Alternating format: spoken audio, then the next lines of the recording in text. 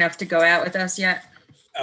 Not yet. Margaret takes me she's driving me down to the beach each afternoon for about 30 minutes, but like 5 o'clock when it's cooler. Yeah, so nice. And I walk around the block once a day, but that's about it right now. Hopefully each day it will get better. All right. Good therapy. Thank you. And I'll let you know when we're ready. Okay? Okay. Then we'll have a marathon race. Well, I don't know about that, but. Okay. You'll still beat me though. Doug, is that you on the phone line?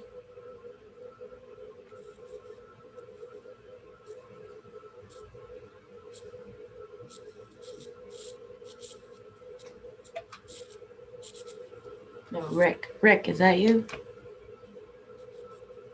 This is Rick DeVoe, yes. Okay, great.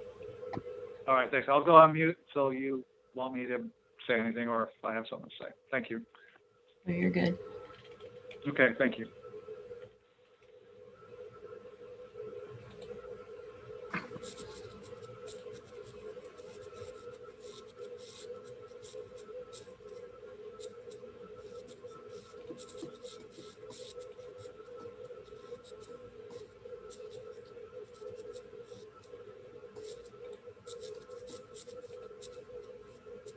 Well, I know the mayor will say a lot about this, but I noticed on the agenda that rightfully this is the Mark Wilbert show. So for good reason. Yes. I can't seem to promote you, Doug. It must be, Rick, sorry. It must be because you're on the phone line. Oh, maybe it's because I'm not host yet right now.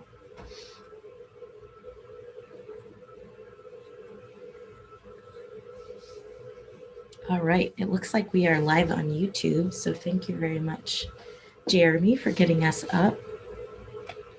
We are just waiting for a couple more folks to join. Mark, are you off your call?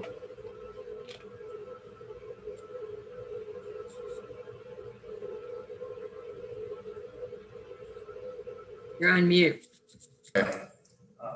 I apologize. I'm on the phone with Senator Graham's office. I've got 1 minute.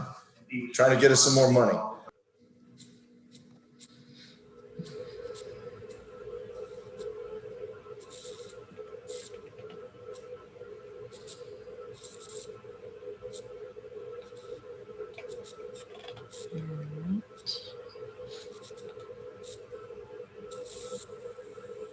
Sorry about that, everybody. We had a very short window to talk to them and they're going to try to help us out. So anyway, I'm going to start out, I guess. I'll give you a quick update on the Army Corps Flood Risk Management Study. And I'll be honest with you, it's moving along pretty well with the 3x3x3 committee. Some of you have sat in on that committee. I know Councilmember Jackson, you've sat in on a few things. You've seen we are moving along in what we call now the optimization phase. We've introduced a number of interesting ideas to the 3x3 committee. Yesterday was all about natural nature-based solutions. And if you haven't seen that, that's all available on our website, by the way. We're making that fully available for you to go take a look at. The important thing here is that we're driving to a date of July 15th, where the city is going to put together a series of comments that will become part of the report. And it's really important that our citizens know that we are taking their comments, their input, and we are going to include that in the report. We have to work within the core boundaries, but we also, our intent is to try to work with them to move the needle to get as much as we possibly can of those things that our citizens are most concerned about. What I would like to propose is that perhaps in the next meeting with this group, that we bring those comments to this group, and maybe we do a little more formal introduction to some of these other ideas. Our design center is doing a really good job of working with the Corps. We're actually doing some things with the Corps that have never been done before in terms of design throughout our city. And that's really going to have a great impact. And that is all around what we call mitigation funding. So if there's going to be impact to the view shed, or if there's going to be impact to the urban environment, then the Corps by regulations is required to put some extra money in this study so we can work around that and find ways to do minimal amounts of damage to our city. We literally are doing things that have never been done before. We don't know if they'll stay, but we are certainly giving them a try. And I can tell you our Corps office here in South Carolina is working with us very closely. So that's where that stands. I think that's pretty good news. And we're really daylighting it. Everything that we're doing is available on our website. You can see all the 3x3x3 committee meetings. You can see the full conference session that we held with Norfolk and Miami and our consultants the other day at the Keeping History Above Water conference. That is fully available. That was videotaped professionally. So that should be a good video. I haven't seen it myself, but take a look at it, and then we'll, if you all decide that you would like to see it, we'll bring more to you probably the next meeting, because that's going to be really important as we get that close. This committee is important in terms of their what they want to give and recommendations to council.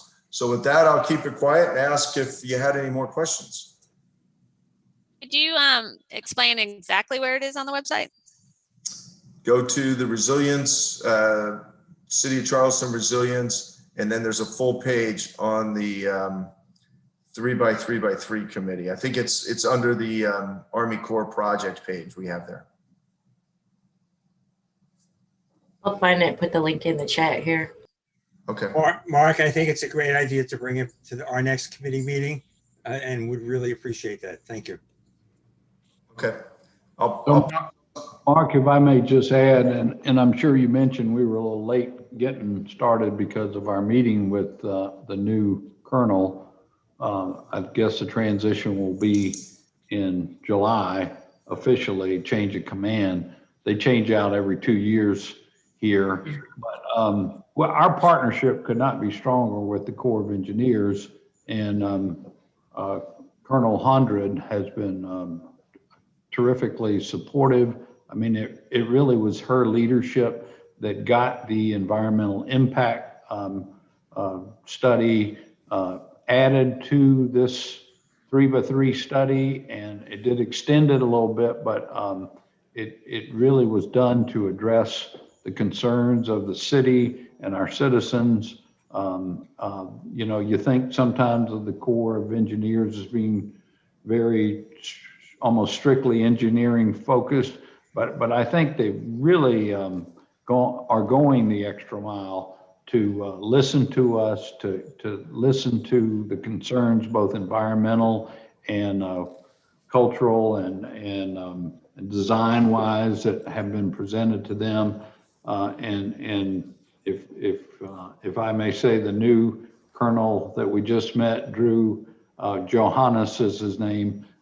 He's picking up the lead from Colonel Hundred on the way out, and I look for that cooperation, collaboration to continue. So anyway, that's all good. Yeah, thank you, Mayor. I didn't mention that, and I appreciate that. So if there's no more questions, we'll put some stuff together and bring you more in depth. What I tried not to do with this group was I didn't want to just keep bringing you stuff, bringing the same stuff, but it really is beginning to change now, beginning to take shape. And I think bringing some of that to you, you would find interesting, and you would also be able to give us some much needed feedback.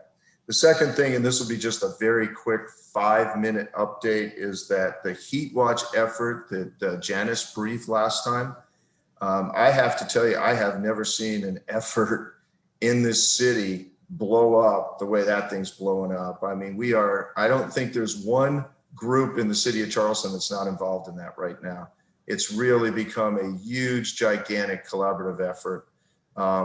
And I have to give Janice and her team a lot of credit, but we've got most, if not all of our medical institutions, most, if not all the universities in the area. We've got NOAA funding two of these projects now. And what's nice about this is it's going to put South Carolina in the lead in the Southeast. There's nobody else doing this in the Southeast. And so we're going to be able to take this effort with all the data to get all the research and be able to show how it's working and how other cities might be able to do the same thing. Our focus, of course, is going to be on the future of Charleston, how we can build to the future. Janice, as you know, has a very strong background in architecture. How do we build to the future? We got our comprehensive plan coming out. That should be a consideration in there. But also just or more important actually is what are the impacts of this heat on our most vulnerable populations? And the connection to the medical group is going to help us with that. So this is a real opportunity to expand and help those particular groups for something right now that we're not seeing. I'll be honest with you, every summer I call the emergency rooms when we have the really hot days and I ask if they're seeing an uptick, and the answer is pretty consistently no.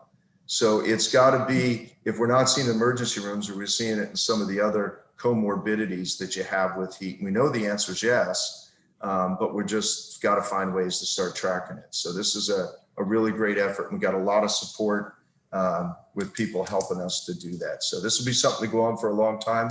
I think the follow on to this, we've also got North Charleston involved now, because we've gone up over in the upper neck into some of those vulnerable communities up there as well. So as far as we could stretch it, as far as we could take NOAA's money, we stretched it out to get the groups that we think would benefit the most. So that's going really well.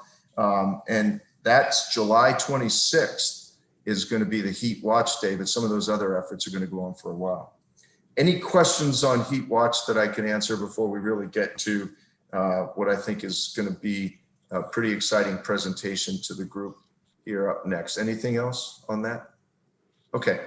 And as our last presentation before we go to the public comment period, we have been working with, I think I mentioned it with you very briefly, we've been working with Department of Homeland Security, but also, and most importantly, with the Del Torres University in the Netherlands through what's called Del Torres USA on a project that we are piloting in the city of Charleston for the rest of the country.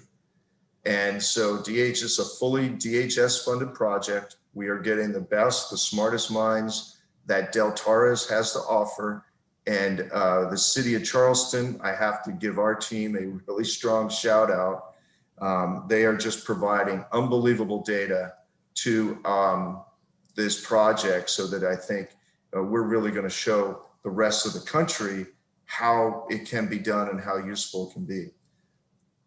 Catherine will explain the purpose of the project, but very quickly, I just want to say, Catherine Roscoe, who is the lead technical person on this project, has really dug into Charleston. She's originally from Miami. She's now living in Amsterdam, I think, which makes me very jealous. We have to talk on that time zone thing, but Catherine has been marvelous to work with. Her team over there is really being responsive to us. Early on, I pulled in the entire county area to give feedback to Catherine and her team on how to help shape this. And then on our follow-up calls, we brought in other communities as well. But the focus really will be on the city of Charleston. And I think as you go through this, you'll begin to see how this can help the city as we begin to plan our adaptation on how we build the city of the future. So with that, I'm going to turn it over to Catherine and let her take you through the coastal flood support system. Catherine, it's all yours. And you're on mute. Yes, I know. I was trying to get my screen up at the same time. Can you all see my screen? Yes. Yes. Great. Well, thank you. That was a very nice introduction. And I want to also just give a big thanks to Mark, because he's really been an incredible liaison and more supportive than we ever could have hoped for. And I think that's making this really exciting and successful initiative. So it's compliments right back. So, well, I guess I'll jump right in. And what I want to do is just sort of walk you through what it is we're developing with the Department of Homeland Security, And it's a bit weird because I can't see any of you. I'm imagining your faces. But walk you through what it is we're doing, why we think it's important, where we think it's going to fit into, the suite of tools that already exist and suite of studies that have already been done, and then really specifically how we think it's going to help in Charleston. So it's a great opportunity. I'm excited to be showing this to you. So the tool, which will be rolled out across all coastal communities after it's really vetted in Charleston, is called the Community Flood Resilience Support System.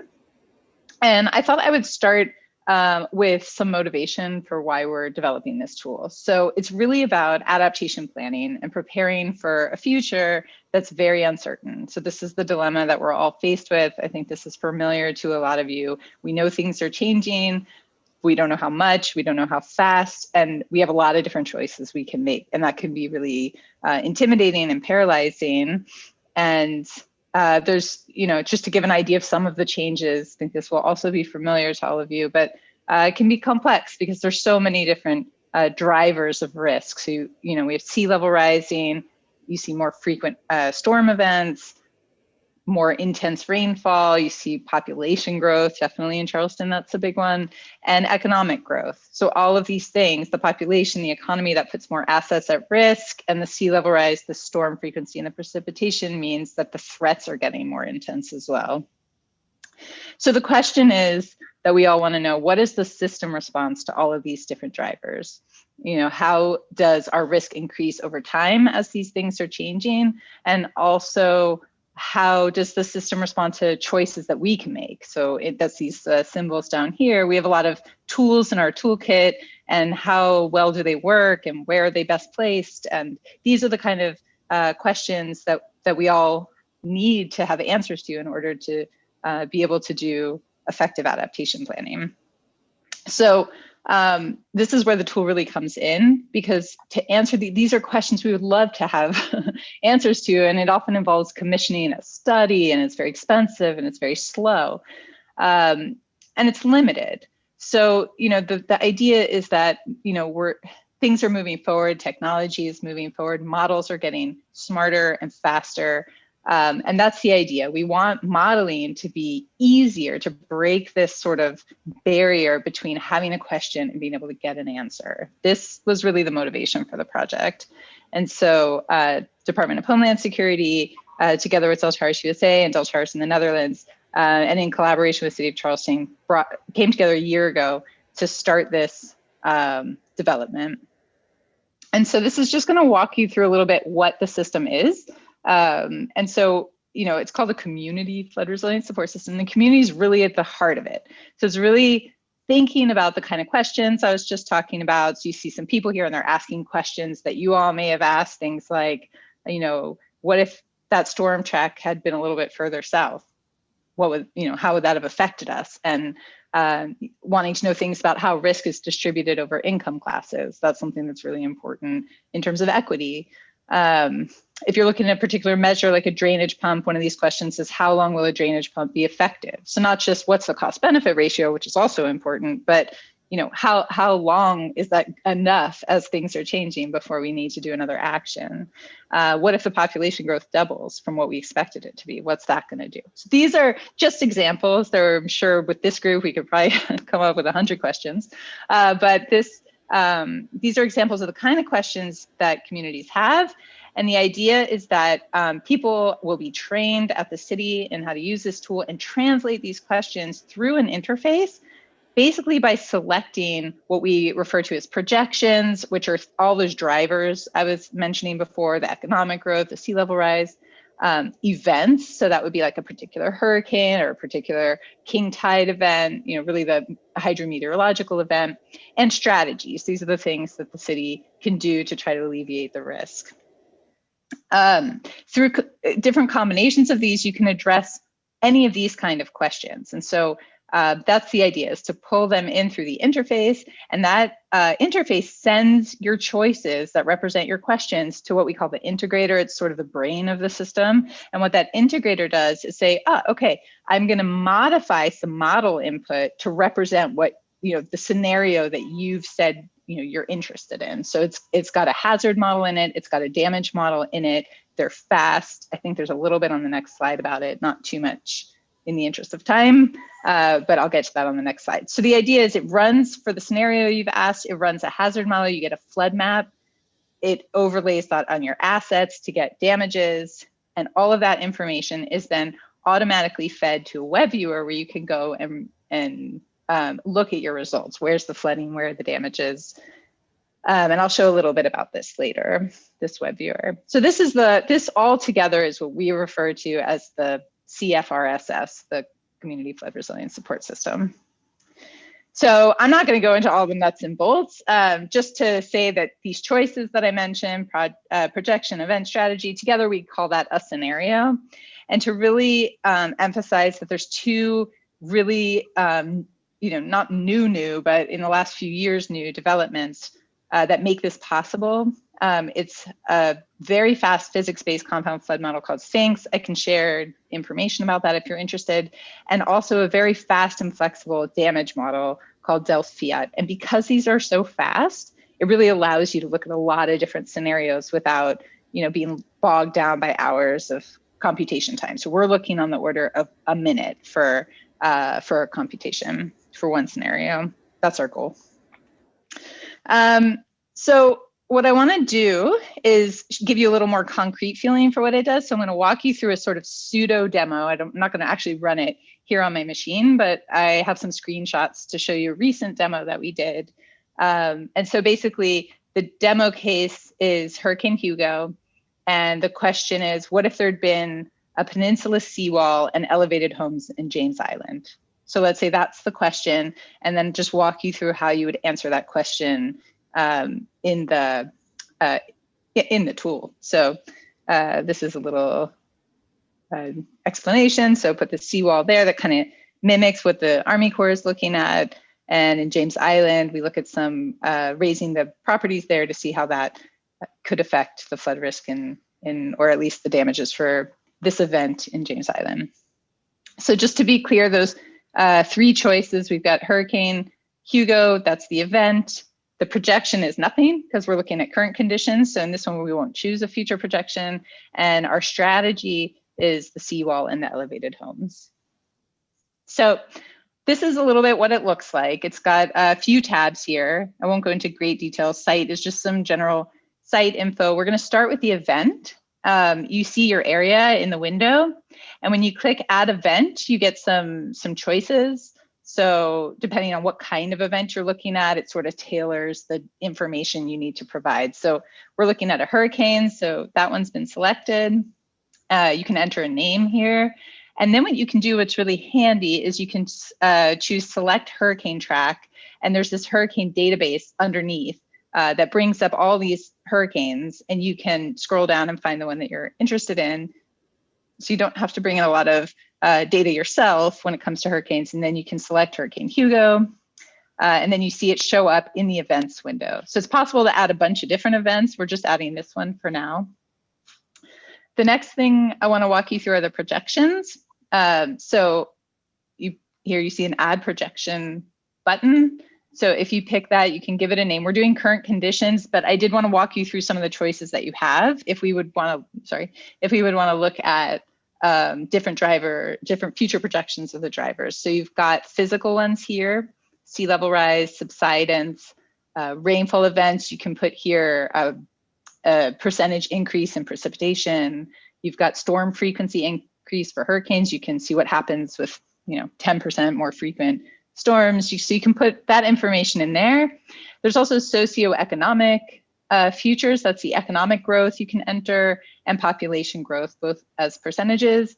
And when you do population growth, it allows you to select a shapefile to indicate where the areas for future development are, and even to specify some policy decisions about the elevation that new development will need to be built to. So you would be able to test different policy options in terms of how high those new developments need to be elevated. So I think here I just sort of show you that just to kind of couple it back to the pictures from before, that all of these drivers are available for testing in this tool, so that you really have this tool to look at how these changes are affecting your system. Okay, so the next one is the measures. So we were looking at 2 measures. So the first one is, you can see here, has been selected as a flood wall. That's from a drop-down menu. And you can see it's telling you can draw a polyline on the map. So that's been done here. So it's sort of like click, click, click, click, click, click, click. You can also, if you want to do it very exact, you can bring in a more exact polygon that's based off of a design drawing, for example. But if you want to do something quick, just to kind of test, that's also available in this way. So when we click add measure, we can give it a name. We can say how high the flood wall should be. And when we click OK, we see it show up in the measures window. And then we wanted to elevate properties. So if we click here, you can see one of the options is raise property. So if you click that, same thing. Now we were going to look at James Island. So again, you can, click, click, click, click, click, and then everything inside the polygon will be elevated. You can do lots of options here as an alternative to this. You can elevate specific properties. You can bring in your own shape files with specific areas that you want to elevate. If you want to do certain neighborhoods or certain zip codes, that's also possible. You'll see, I think when I say add measures, it's also possible to choose, for example, a neighborhood. But in this case, we did the whole thing. You give it a name, you say how high, and if you want it relative to datum, or you can have it relative to BFE by bringing in that FEMA 100-year flood map. Okay. And then the last thing is strategies. So these are sort of combinations of measures. So we have 2 measures we can use to define a strategy. The first thing we want to do is nothing, because we want to compare doing nothing to doing these 2 measures. So we put in here no measure. And then our second strategy is flood wall and elevate homes. So we can pick both of these and say apply, and they show up in this window. We say okay. And then you see our 2 strategies here, no measures and the flood wall and elevation. So the last thing we want to do is the scenarios. So we go to the scenario tab, and that's going to combine everything together. So we're looking at 2 scenarios. So the first scenario is current conditions, Hurricane Hugo, and no measures. And the second scenario is current conditions, Hurricane Hugo, and the measures, flood wall and elevate. So those are our 2 scenarios. And we say, okay. And then the next thing is to click run scenario. And so it then runs, and the idea is that this happens very quickly within a minute or 2. And then what happens is it's automatically sent to an Esri web viewer, and you get a URL where you can go look at your results. So what I want to do is I think this is the last slide of this presentation. So what I wanted to do was very quickly, if I'm not too over time, is just show you what that web viewer looks like very briefly. Now this is a preliminary version, and anybody cut me off if I need to stop. But just to give you an idea what we have in mind is that it'll be a really accessible Esri web viewer that has some metrics. All of this is open to tailoring when we get more in detail with the application that's coming up this coming year with Charleston. But these are some things we thought would probably be interesting. So number of buildings that are affected, building damage, and road segments affected. And what you can do is see the 4, oh, sorry, these are two we didn't discuss. These are the 2 here that we talked about. So this is Hurricane Hugo with no actions taken. You can see the flood extent. If you zoom in a little, you can see red roads mean that the road is flooded beyond a certain threshold. Red buildings mean that there is damage there. There's different layers, and you can see as you zoom in, this number changing in terms of how many buildings are affected and the damage. There's different layers you can look at. So if you don't want to see the road damage, you can turn it off. You can also see if instead of building damage, you want to see the water depth in the building. That's also a layer. It's there you can really see the effect that some homes are elevated. You can also see the water depth on the road if that's of interest. You need to turn the damage off. So these are all things that you can play around with, put it back to how it was. And then, of course, it's always nice to compare. So if I zoom out here, you can see the situation without the measures. And then, of course, we've also run the case with the measures. And you see here the flooding is tremendously reduced, and also the damages. If you look at the numbers, you can get a sense of how much reduction in damages you have with those measures, how many buildings are protected. And you can see here in James Island, we did the elevations. So if we kind of zoom in there, you can see a lot of these buildings that were damaged, for example, here are no longer impacted. So those you're getting, right, you get building 0 here, and you had 33 in this little window. So this is all, the design of the web viewer is still ongoing, and we got a lot of great feedback from a group that Mark put together a couple weeks ago, which we're using to make some modifications. Of course, we're really curious what you all think. And yeah, so I think that's sort of the extent of what I wanted to show you. So I think I'll turn my screen share off and see if anyone wants to ask any questions, or somebody can let me know if you want me to keep my screen share on for the questions. Let me scoot over to the, all right, so it's over for questions. Danny, you had a question there. I think you wanted to ask it. Catherine probably could answer. Yeah. So yeah, it's actually a neat tool. It provides some neat visuals. I'm curious. I mean, I do a lot of energy modeling, and it doesn't. You don't do them in 1 minute. There are a lot of variables. It takes time. I was just curious. Is that just a function of the fact that there are only so many things that you can input into the model, and then only so many solutions? Is that why it can create the visuals that quick? So the real powerhouse here, I think, is that flood hazard model. It's a compound flood model called Sphinx, which stands for super fast inundation of coastal systems. What it does a couple of things. So they say it's a reduced physics model. So some physics is excluded that is deemed less necessary, you could say, for this type of application. That makes it a lot faster. The other thing that's made it tremendously fast is that it uses this subgrid method, which essentially calculates at large resolution, but then translates some of the essential physics down to what they call a subgrid, which is a fine resolution. And they've done a lot of testing, and they have a recent paper out that goes into detail that I can send you. But what they can do, they've compared it to, Del Tares also creates the Del 3D suite of hydrodynamic models. So which is full physics and not fast, So but good, but they've compared results for a number of locations, and they found that the results are incredible. So you can see that in the paper, and so it's really a breakthrough, that because the damage modeling is really never the bottleneck.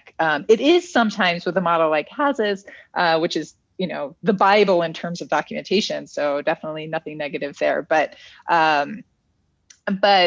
it's very manual. So every time you want to run something, you have to do a lot of manual steps. And what's in here, it's all sort of doing it for you. It's, you have your set of data in there, but if you want to elevate some houses, when you're telling it that, what's happening in the background is that integrator is actually going into the model input files and changing the data for those properties to, actually go in and change their elevation. There's no manual work needed. But in general, that's usually if those models are not complex. So it's really the Sphinx that has made this so fast.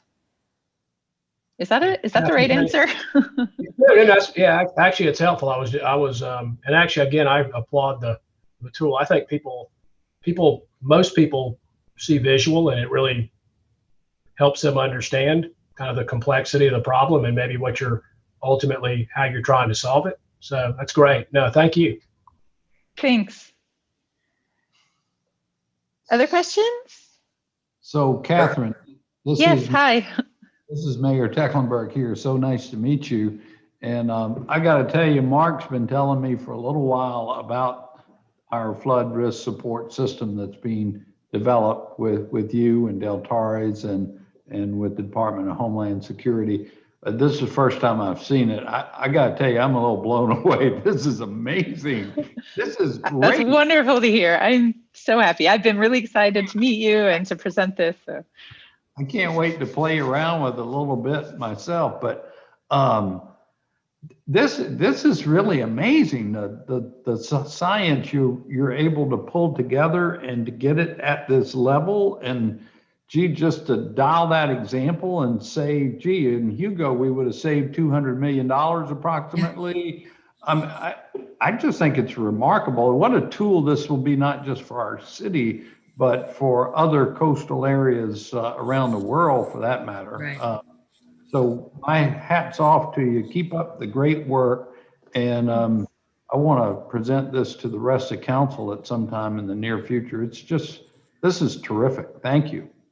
Thank you. That's very exciting feedback. We really feel the same way that, we've seen a lot of developments technologically, and we just wanted to bring that into a tool that could help people ask a question and get an answer. And so I'm just so excited that that's how it comes across.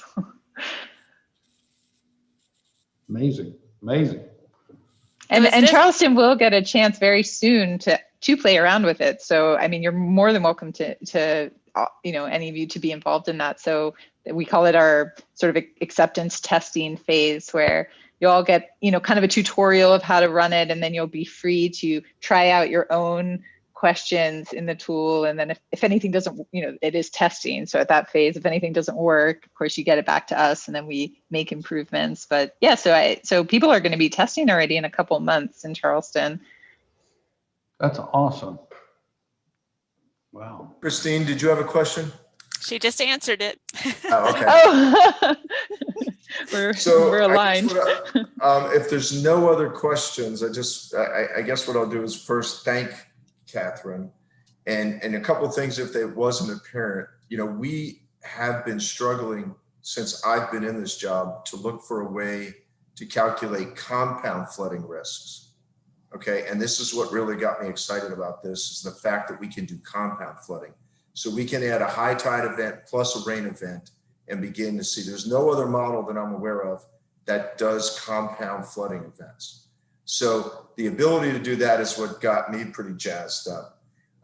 As we as a city begin to put our adaptation efforts together in the future, this really is, you begin to put the population growth in there, you begin to put the socioeconomic factors in there, the economic factors, you can begin to make decisions that are really based on facts.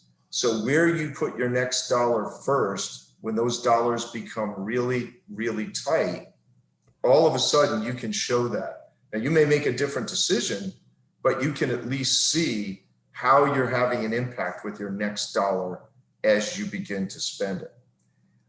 If you think about things like our buyout strategy or our home elevation strategy, we should be developing those over the next 3 to 5 years. We don't have to execute on them, but we should begin to develop those based on the projections. We know what the projections are. They're holding pretty close, but we should begin to look at that and say, what would we want to do in 20 years from now, 25 years from now? And what is the cost of that going to be? And how do we begin to prepare for that? Emergency management should be using this and can be using this tool because they're going to know as an event begins to come, there's time, this thing's so fast that you can begin to look at it and see what the projected damages might be and where they might be. We get this 2 or 3 day outlook or a 4-day outlook sometimes, 96 hours. If we can begin to plug that stuff in, it can begin to tell you what the magnitude of this might be. So this is really about planning for the future, being able to take incremental steps. Catherine didn't go into detail, but when we were over in Del Torres, we saw a presentation on what they call adaptation pathways. And it's how communities begin to take incremental steps to build adaptation for the future. And so we've been emailing probably for 2.5 years now, Catherine, trying to get you and your team to come to Charleston to do this. And it just so happened it worked. And we're very fortunate to be able to do that. But this should help communities like ours make smart moves over the next 30 to 50 to really to 100 years. And hopefully we can find a way to keep DHS updating this and keeping it relevant. Our GIS team has been amazing and being able to just feed a whole bunch of data. And Catherine and I are going to connect with the University of South Carolina, where they hold the SOVI tool, which is a social vulnerability index. I talked to Dr. Cutter this morning, and we're going to be able to have a phone call maybe over the next couple of days So we're going to get the most important and the most relevant data there. So this is really good. Now, August 9th is the day we're looking for. And if we successfully set up our performance testing, I'll send out an invite to everybody on the committee if you want to come over. Our goal is to try to break this. That's what I tell Catherine all the time. We want to break it because we're going to put it to use and really try to develop some comprehensive strategies and just see what it looks like. So, you know, with our comprehensive plan coming out, this is great. Councilmember Shealy. Yeah, thank you, Mark. I appreciate it. And great tool. I'm excited to look at it further too. I just had a question. So when you put up the idea of putting up the wall, does this show where the water may go or how that wall may affect other areas such as West Ashley and how, you know, what it does for other, obviously it showed how it protected the downtown area, but does it show where that water goes and how it affects the other bank, I guess? That's a great question. It does. So you can see, and that's another thing I probably should have mentioned. So the viewer that I showed you is kind of the standard viewer that's going to be built in with the system that, you know, you ran a scenario, here's the flood map that goes with that scenario. But for questions that are really tailored, you know, or the idea is we're going to provide guidance to the other communities who are going to use this after Charleston on how do you make a viewer that is more suited to answering a specific question. So for a question like that, it would be really useful to see a difference map, for example. So where did water increase and where did it decrease? So obviously it decreased in the peninsula, and obviously there's conservation of, you know, mass and water. So it went somewhere. And then you would get the other half of that question. So now you could already see it in the viewer, but you'd have to kind of go to one and then zoom in on the other. And the idea is if we know that's the question, then you can easily build a viewer that looks at the difference so that you can see like, okay, so we've just transferred risk from here to here. And, you know, how are we going to, you know, compensate for that? So yeah, that's definitely, it does show that, but you would want to have a viewer that makes it easy for you to see those differences. Great. Thank you very much. Appreciate it. Mm-hmm. Carol, Councilmember Jackson. Thank you. If Councilmember Shealy hadn't asked that question, I was going to, living and representing James Island and the harbor area, up and down that whole shoreline. So I do think that it's not a commonly asked question by the residents out here yet. I've been trying to make it. We've had Mark out to deliver the basics of the 3x3 results, but we're waiting for the final impact study, I guess, that we're going to be getting any day now. But I think this tool will just be, you know, lightning going off in terms of people being able to visualize what it is that we need to be planning for. So it's great. Thank you. Thank you. Anybody else have any questions or comments? Yes, sir. I was wondering about, you know, development. So for businesses and even individuals, if you're planning to build something, this looks like it might be very useful for that to know, okay, it's where I should build XZ. Do you see it being used that way? That's actually what Mark and I talked about, some use cases when I presented this for the Propeller Club of Northern California. I was showing what we're doing here, and we talked about some use cases. So what are some things we might use the tool for? And that was actually one of them, to get an idea where you should and shouldn't build in the future, to see as changes occur, which areas are going to be more frequently flooded. So, you know, those are not good spaces to put critical infrastructure or potentially much development at all. So I think that was in Mark's mind. I'm talking for you now, Mark. So maybe I'll let you have a word. I'm not shy about this, so keep going. Okay. Yeah. So I think that's yeah, sure. I mean, that's really important information, I think, for deciding where to put certain development. Okay, great. Thank you.